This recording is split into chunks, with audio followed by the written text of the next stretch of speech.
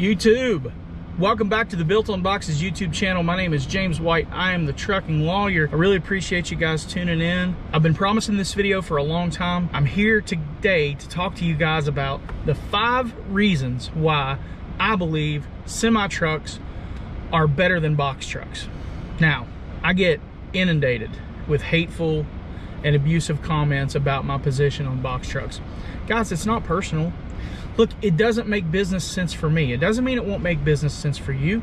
If you're the kind of person who will ignore the 5 things I'm getting ready to talk about and go run a box truck, fine, go do it. Anyway, I appreciate you guys tuning in, supporting me. Please remember to like and subscribe. Let's get into the 5 reasons why I think that semi-trucks are better than box trucks.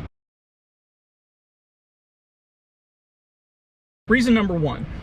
There's a barrier to entry, meaning you need a CDL in order to drive a semi-truck. Why does this matter? Because it will raise the quality of your driver. Whereas if you're gonna have a non-CDL truck, you're gonna be dealing with quantity because you're gonna have to go through potentially several drivers before you find one that fits your business model. And so you've got a quality versus quantity argument. People do box trucks and non-CDL businesses because in their mind, they don't wanna do the additional regulatory things to have a CDL truck. But let's look at what those things actually are. What do you have to do for a CDL truck that you don't have to do for a box truck? Well, number 1, you have to have a CDL, okay?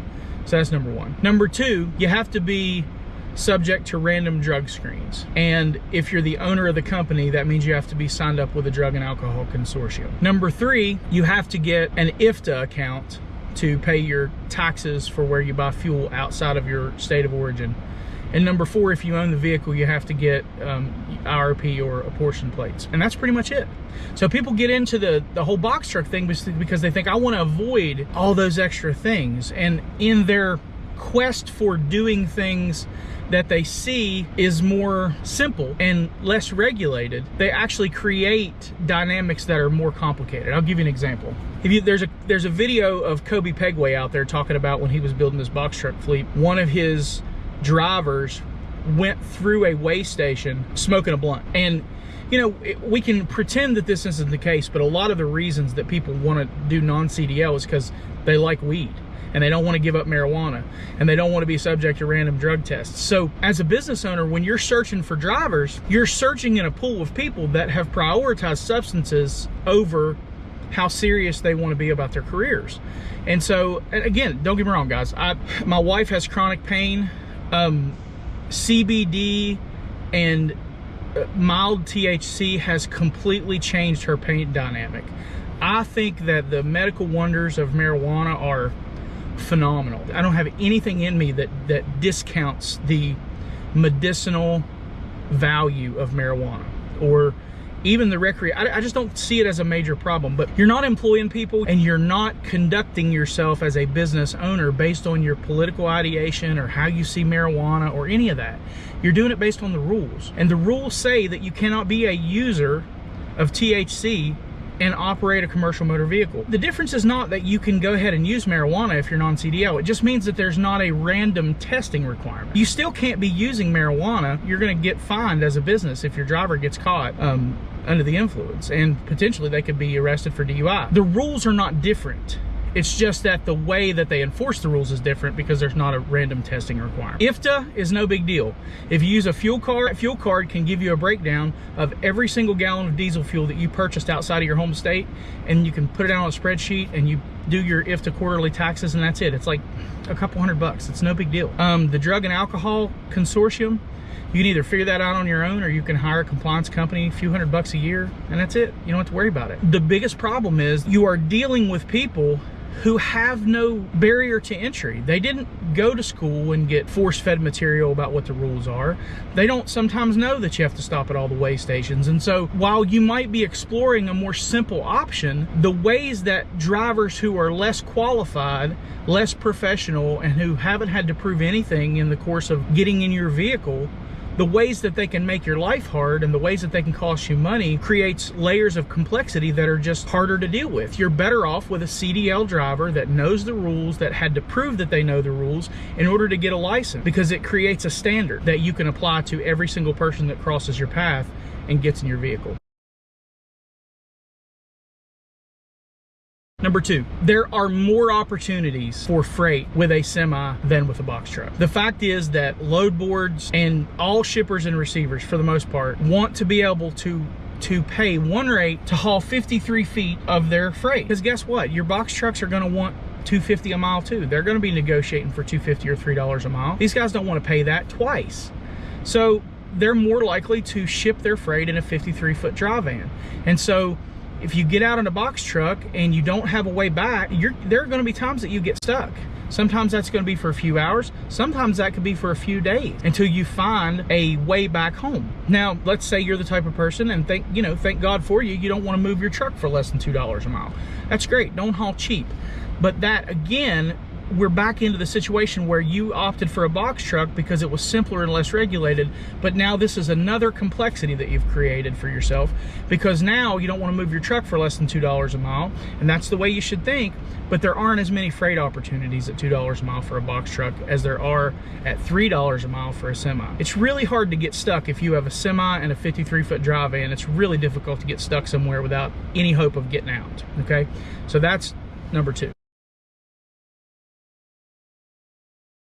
Number 3, at some point, the Amazon relay is gonna dry up, because they're already doing it. They're buying their own box truck. These big companies that are currently outsourcing the box truck work eventually will probably do that in-house.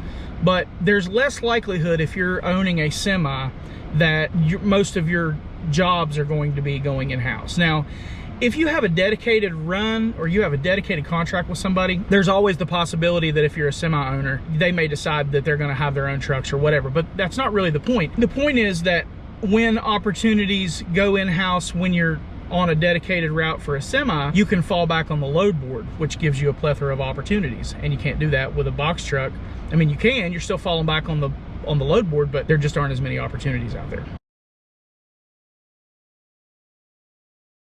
So the 4th thing is the increased cost versus the increased revenue. So when you look at just a breakdown of that, you can crunch the numbers, but essentially a semi truck gets about 7 miles to the gallon. A box truck gets about 9 for the most part. It's all going to depend on how the driver's driving and the fuel economy and the efficiency of your vehicle and so many other variables. But as a rule, it's going to be 2 to 3 miles per gallon difference. And so when you break that down, it basically comes out to a difference in cost of about 10 to 15 cents per mile. On a 2,000 mile week, you're looking at $200 to $300 in additional cost to run a semi versus running a box truck. So when you look at insurance perspective, my insurance went from about $2,000 a month thereabouts because my driver is my son, 21 years old.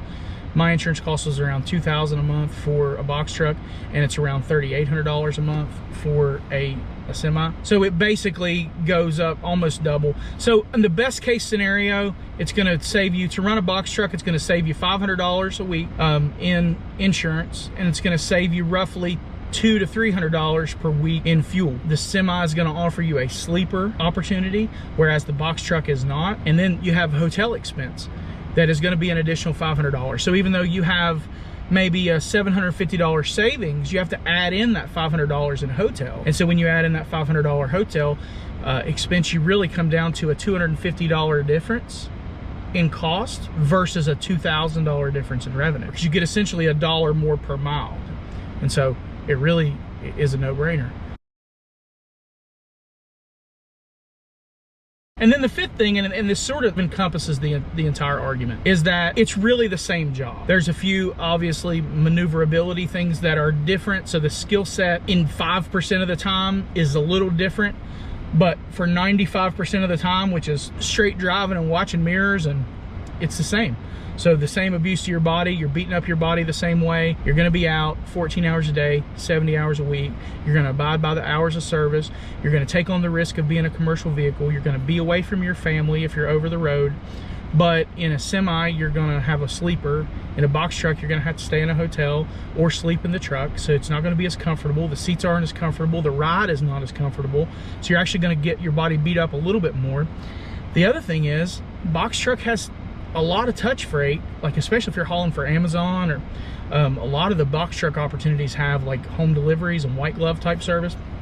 You don't have that with semi. Very, very seldom in a semi situation are you gonna be doing anything other than no touch freight, which as a good majority of the box truck work is touch freight. So really it's a harder job, and as we've broken down in the previous items that we talked about, it's a lot less money and it's a lot less opportunity. It's a lot worse as it relates to the driver or employer pool. And so I just think that overall semis makes more sense. You have more opportunity you can make money on one truck. You know, I gotta be honest with you, one of the things that I've been really surprised about is how much negativity I get.